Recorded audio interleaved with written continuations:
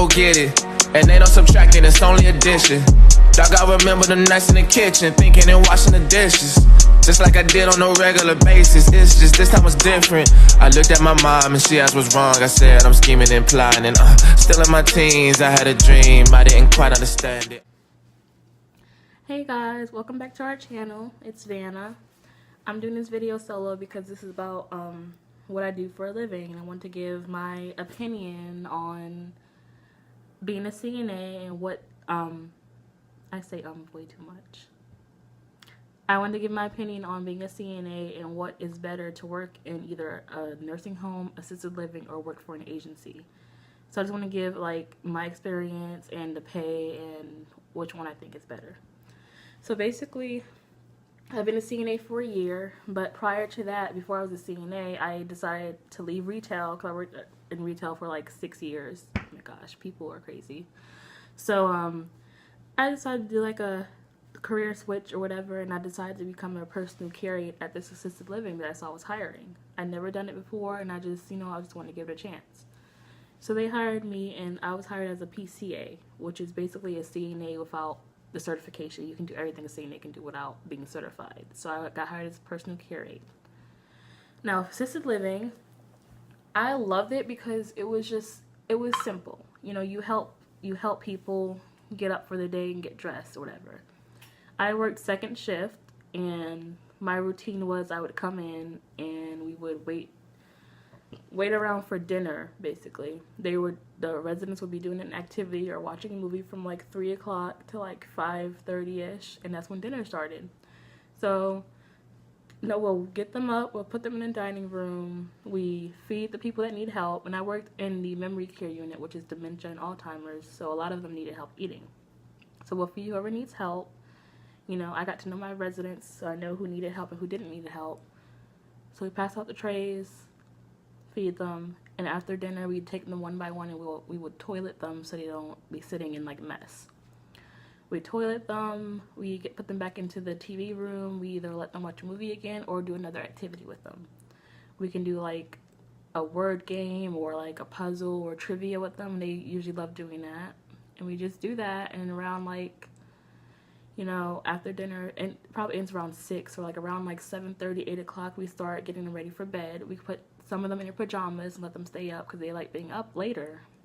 We either put their pajamas on, let them watch TV, or we take them, we toilet them, we put them in bed, and we just do our 2-hour checks every 2 hours and check on them and change them as we do that. Being in assisted living has its cons and pros. The pros are, working 3 to 11.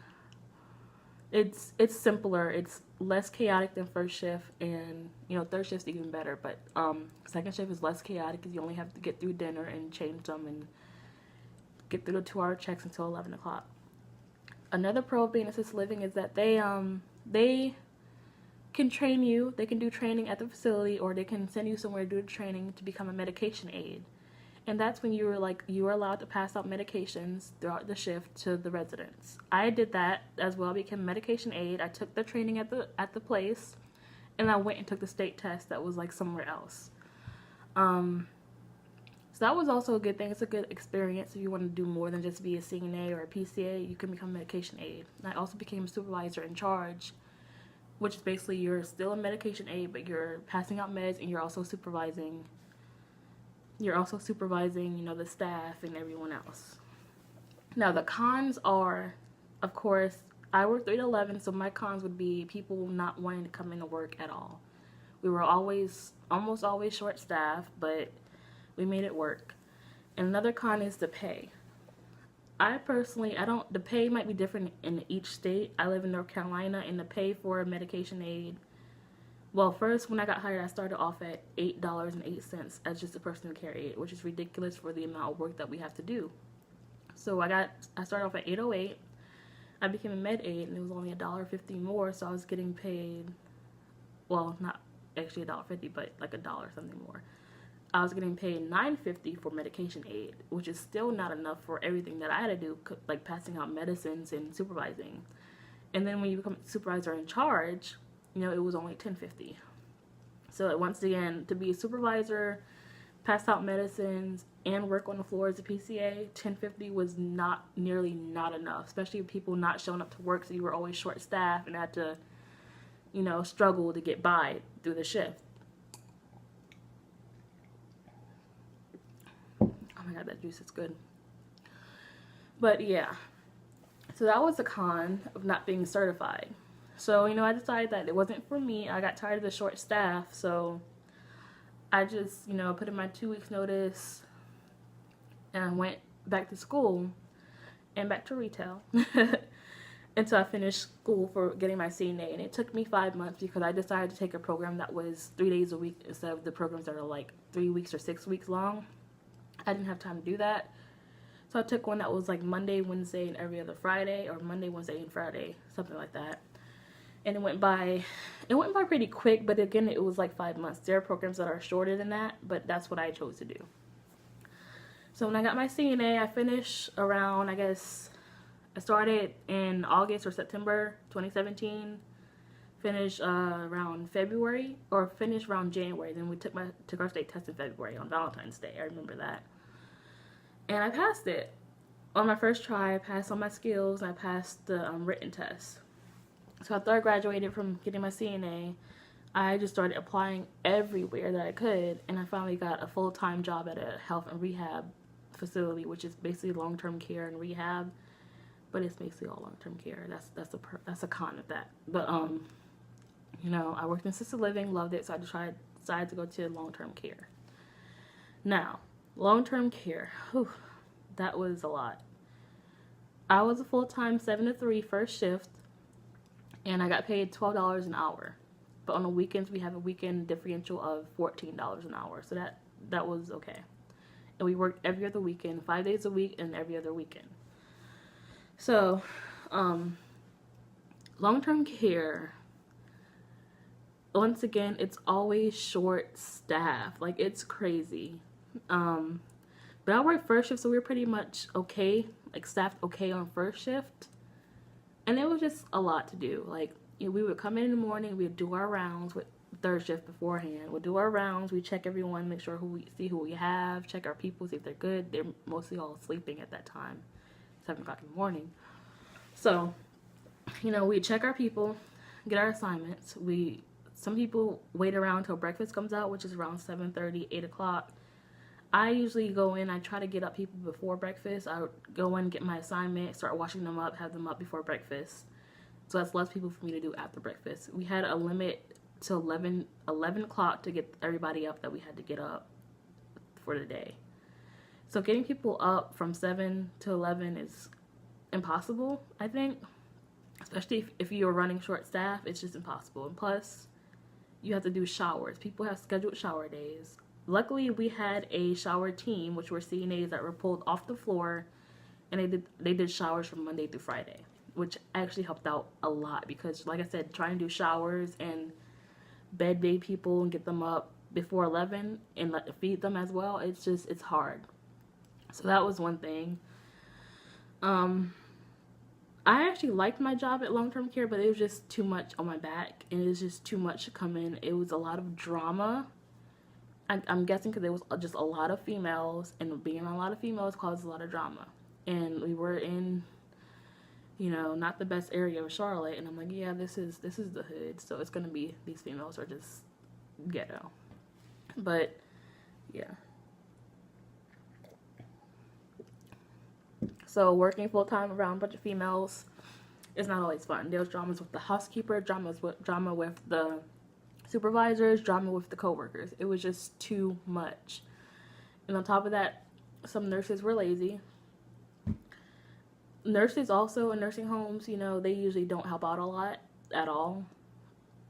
I don't know why, but they just don't. Anyways, I love the nurses that I work with, though. They were pretty cool. I just, you know, we need more help. We need more CNA help, or either nurses help out a lot more.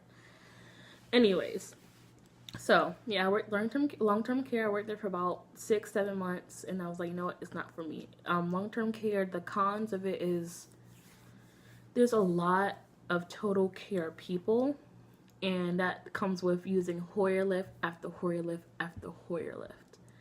And especially if you don't have enough help, everyone's doing their own thing, everybody's getting their people up, and you don't really have time to go run and find someone when you're getting somebody up. So you have to use the Hoyer lift.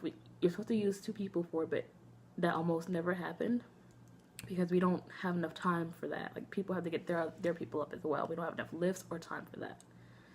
So we just did what we had to do. And, you know, after we get everybody up, around by 11, everyone's washed up and they're ready. There's a lot of people that stayed in bed, which was also a good thing because it's just too much to get everybody up. So once you get them up, you know, after 11, you know, they eat breakfast or whatever, and after 11, and here comes lunchtime around 12:30, 12 o'clock.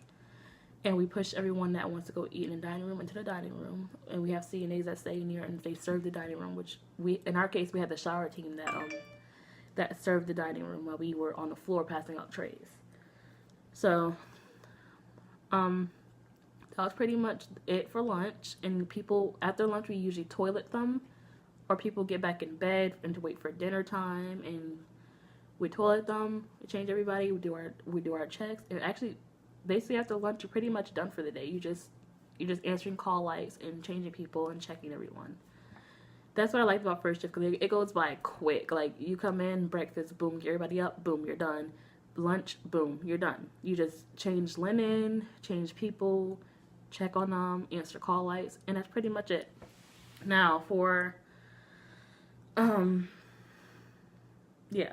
So for long-term care, you know, the pay is different from each place you go to. I got paid $12 an hour. That's still, I don't feel like that's not enough, but it was okay for me at the time. Now, after I did that, I quit, and I went back to assisted living, and I realized once I did that, you know, facilities are just not for me.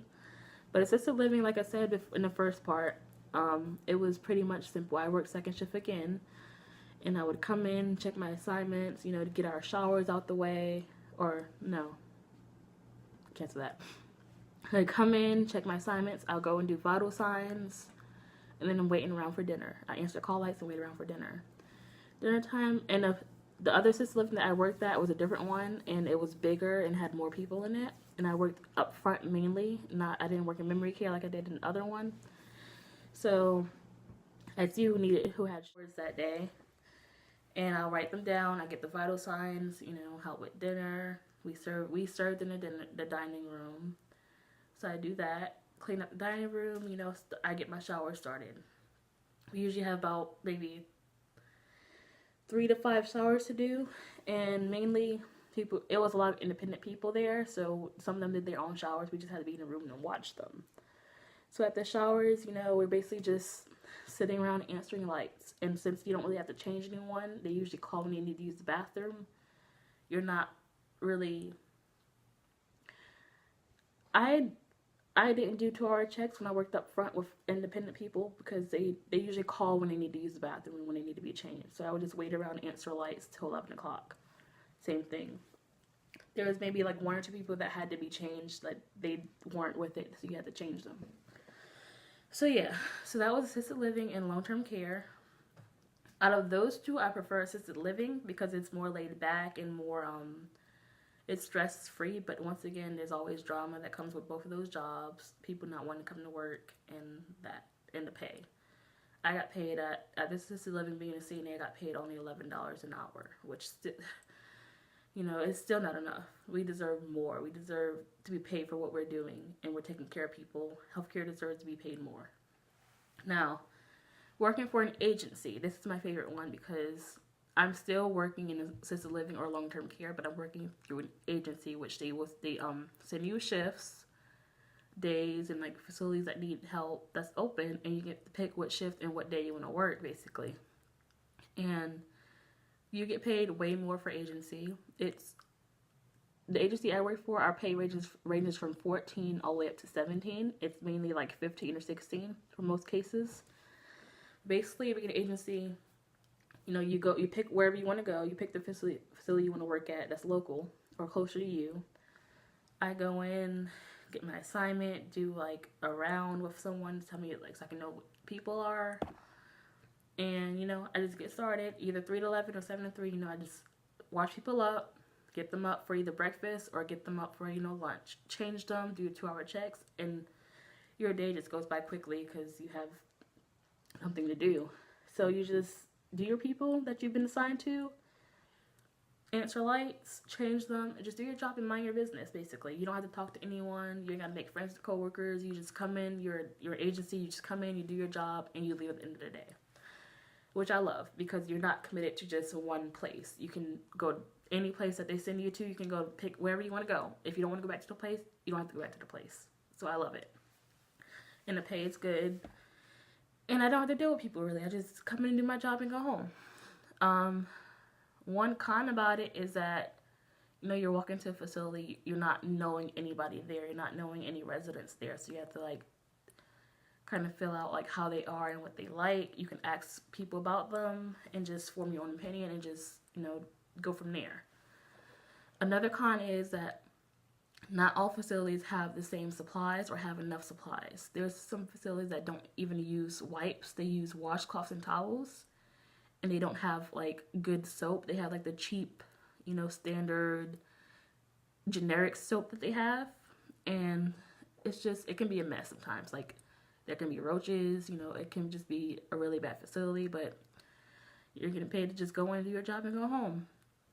Like, I think I'm going to start bringing my own washcloths, or no, not washcloths, I'm going to start bringing my own wipes and my own soap for people to use, because there's never enough in facilities that you don't know about, you know. I go in not knowing about anything that they have. Some of them want you to do vital signs, but they don't have vital sign machines, so you either have to use manual blood pressure cuff, which a lot of people don't like, and I don't like as well, so I might have to start bringing my own blood pressure cuff, my own soap, my own hand sanitizer, my own gloves, my own wipes, just so I can be prepared. So yeah. So out of all of those, being a CNA, I love working for the agency because you're not committed to one place. You just go in and do your job and go home. You don't have to make friends with anyone. You don't have to worry about coworker drama. You just do your job and go home. So I love agency. Like, that's my favorite.